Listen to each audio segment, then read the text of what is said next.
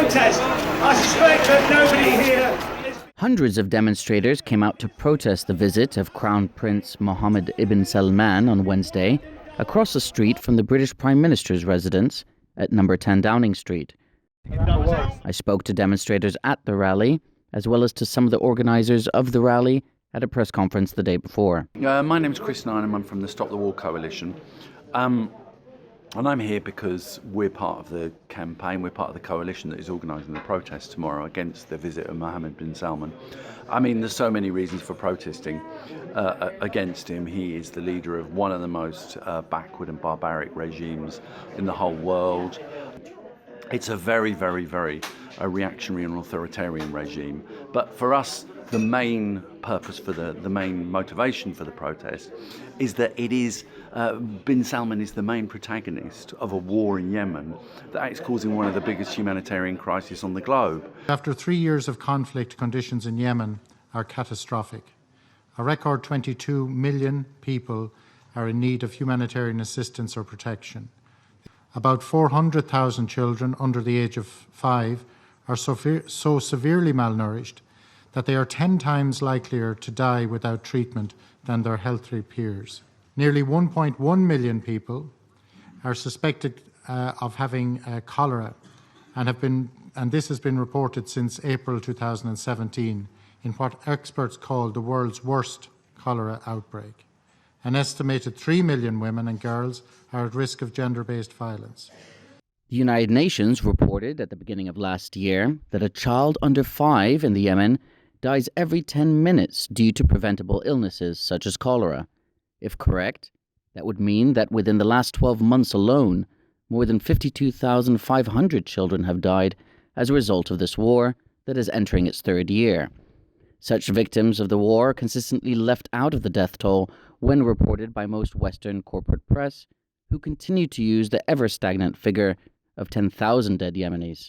I'm Chris Williamson, I'm the Labour MP for Derby North, and I'm here today to express my solidarity with the people who are campaigning against the visit of the Crown Prince of Saudi Arabia, Mohammed bin Salman, who I don't believe has any place being given the red carpet treatment by the government. The second day of the 3-day visit is International Women's Day, an irony that could not have been lost on either Mohammed ibn Salman or the Prime Minister, given the Saudi regime's treatment of its female citizenry.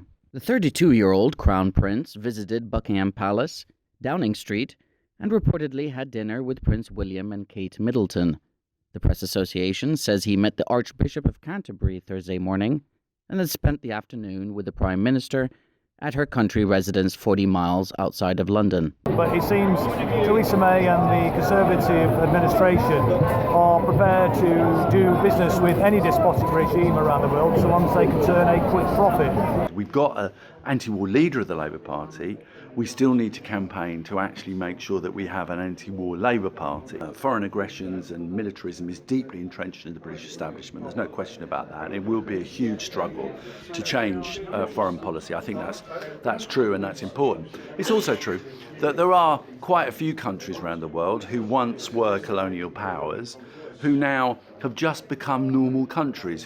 Sinn Féin believes in a world order underpinned by the principles of peace, liberty and universal human rights and economic and political democracy. The actions of a British state, while hysterically proclaiming to be champions of these values, are directly responsible for the unravelling of any semblance of social order based on democracy and human rights. What's interesting about this is the number of police that are here. We have estimated there's about 18 van loads of police for what is a relatively small demonstration. I think it's pretty evident that the reason why this heavy policing is here is because of concerns of a repeat of what happened when Shimon Peres was in the country. There were genuine concerns that people would block the roads and prevent bin Salman from leaving Downing Street. Author and activist for Palestinian rights, Miko Piled. I'm here to support this protest that is calling to end selling arms to Saudi Arabia, that calls on Saudi Arabia to end the massacre in Yemen. I asked Miko Piled what he thought about the increasing normalization of relations between the House of Saud and the State of Israel. It's terrible for the Palestinians and it's terrible for the region. It's an alliance between two very violent regimes that I believe have no legitimacy. The Zionist regime in Palestine and the regime of the House of Saud. These are two regimes that their legitimacy stems from their violence and their power and their money. Well, Netanyahu said several months ago in an interview that Israel's relation with the Arab regimes and the Muslim regimes has never been better.